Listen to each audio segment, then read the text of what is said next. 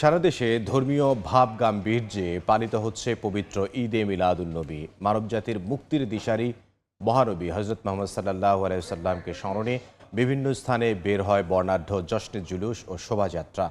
সকাল থেকে ঢাকা, চট্টগ্রাম, নীলফামারী, মুন্সিগঞ্জ সহ বিভিন্ন জেলার সড়কে সড়কে মুসল্লিদের ঢল নামে প্রিয় নবীর আগমনের দিনটিকে ঘিরে হাজারো মানুষ সবুজ পতাকা আর ব্যানার হাতে অংশ নেন শোভাযাত্রায়। প্রদক্ষিণ করা হয় বিভিন্ন সড়ক, অনুষ্ঠিত হয় মিলাদ মাহফিল। মোনাজাতে সবার সুখ শান্তি, বিশ্ব মুসলিম উম্মার উন্নতি ও অগ্রগতি কামনা করা হয়। অংশগ্রহণকারীরা জানান, বিশ্বনবী হজরত মোহাম্মদ সাল্লাল্লাহু আলাইহি ওয়াসাল্লামের জীবনাদর্শ এবং শিক্ষা ছড়িয়ে দেওয়াই এই আয়োজনের মূল উদ্দেশ্য।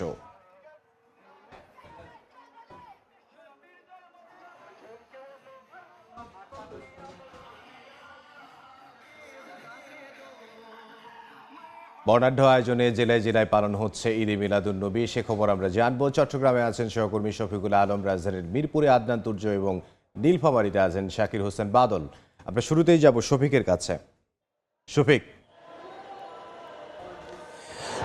আওলাদ রসুল আল্লামা সাবির শাহকে বহন করা সে কাছে ঘেরা গাড়িটি এই মুহূর্তে নগরীর ওয়াসা মোড় এলাকায় রয়েছে। সেখান থেকে এখানে আসতে আর 10 থেকে 15-20 মিনিট সময় লাগবে। ইতিমধ্যে কিন্তু যে মূল যে সড়ক অর্থাৎ যে চট্টগ্রাম বন্দর এবং চট্টগ্রাম শাহ আমানত আন্তর্জাতিক বন্দর যাওয়ার যে মূল সড়ক, চট্টগ্রাম একমাত্র সড়ক, সেখানে লাখো মানুষের একবার কানায় কানায় পূর্ণ হয়েছে, পিঁপড়ার মতো বলা যায়।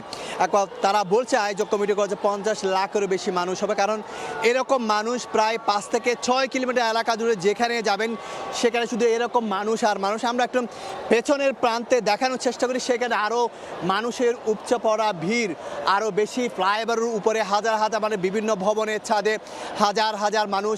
এবং এই যে আয়োজন, এটি 1974 সাল থেকে হয়ে আসছে। এই আয়োজনটি আমরা একটি পশ্চিম প্রান্তে দেখানোর চেষ্টা করি। এক প্রান্ত দেখানো, অপর প্রান্তে কিংবা মানুষের ভিড়। এই প্রান্ত দিয়ে কিছুক্ষণ পরে কিন্তু আওলাদ রসুল আসবেন, তাকে দেখার জন্য কিন্তু মানুষের ভিড়। বিভিন্ন ফ্লাইওভারে, বিভিন্ন ভবনে, আশেপাশে যে সড়ক রয়েছে সেখানে একেবারে কানায় কানায় পূর্ণ। তাদের একমাত্র উদ্দেশ্য এটি আওলাদ রসুলকে দেখা।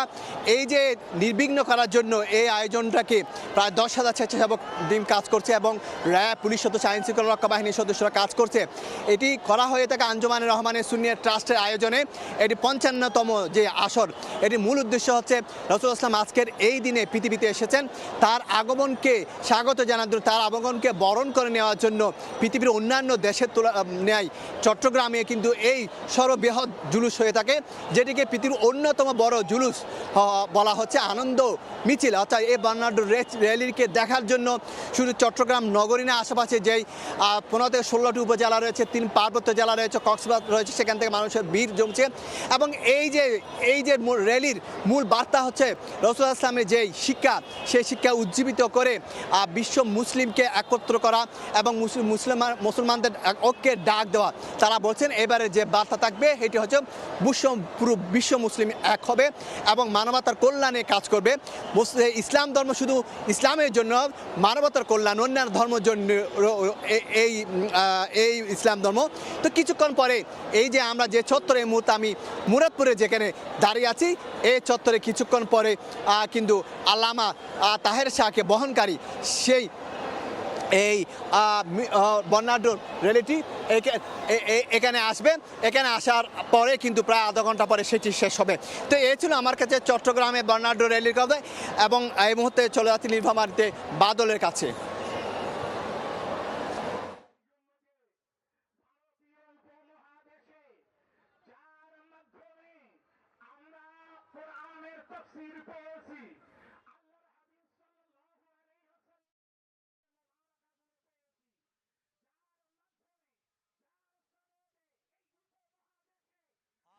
পবিত্র ঈদে মিলাদুন্নবী, আমাদের প্রিয় নবী এবং মুসলিম উম্মার শেষ নবী হযরত মুহাম্মদ সাল্লাল্লাহু আলাইহি ওয়াসাল্লামের আজকের জন্মদিন।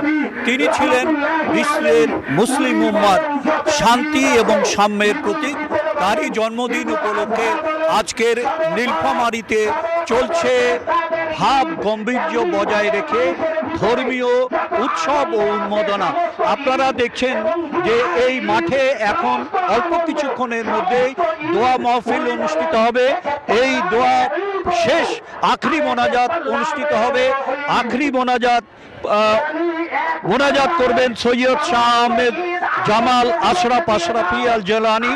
তিনি আজকের এই সকাল থেকে যে আয়োজন, সারা সৈয়দপুরের বিভিন্ন পাড়া মহল্লা থেকে হাজার হাজার লোক এখানে এই রেলওয়ে মাঠে সমাবেত হয়ে যে জশ্নে জুলুস বের করেছিল, প্রায় 30 থেকে 40 হাজার লোকের সমাবেশের পর এখান থেকে একটি জশ্নে জুলুস বের হয়, যেটি সৈয়দপুরে প্রায় 10 কিলোমিটার পথ দীর্ঘ পথ পরিক্রমা করে আবার এই রেল মাঠে এসে সমবেত হয়েছে আখরি মোনাজাতের জন্য।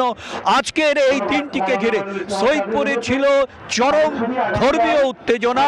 সকাল থেকে বিভিন্ন পাড়া মহল্লায় বিভিন্ন বয়সী শিশু, কিশোর, পুরুষ তারা সকালে গোসল করে বিভিন্ন ধরনের নতুন নতুন পরিধেয় করে গায়ে সুগন্ধি লাগিয়ে আজকের এই জশ্নে জুলুসে অংশগ্রহণ করে।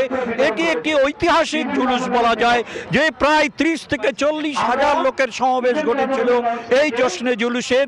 অল্প কিছুক্ষণের মধ্যে এই জশ্নে জুলুসের আয়োজন করেছে আঞ্জুমানে গাউসিয়া ও আহলে সুন্নাত ওয়াল জামাত। এটি এখন অল্প কিছুক্ষণের মধ্যেই দেখছেন যে আপনারা মঞ্চে বসে আছে যিনি আখরি মোনাজাত পাঠ করবেন, তিনি হলেন সৈয়দ শাহ আহমেদ জামাল আশরাফি আল জেলানি। অল্প কিছুক্ষণের মধ্যে আখরি মোনাজাতের মধ্যে দিয়ে আজকের এই সৈয়দপুরে ঈদে মিলাদুন্নবী পালনের যে জশ্নে জুলুসের উৎসব সেটি শেষ হবে। এই ছিল আমার কাছে নীলফামারী সৈয়দপুর থেকে ঈদে মিলাদুন্নবীর জশ্নে জুলুস নিয়ে সর্বশেষ। ঈদে মিলাদুন্নবী উপলক্ষে নানা অনুষ্ঠানের আয়োজন করা হয়েছে, সে বিষয়ে আমাদেরকে জানাচ্ছিলেন নীলফামারী থেকে শাকির হোসেন বাদল, এবং এর আগে চট্টগ্রাম থেকে যোগ দিয়েছিলেন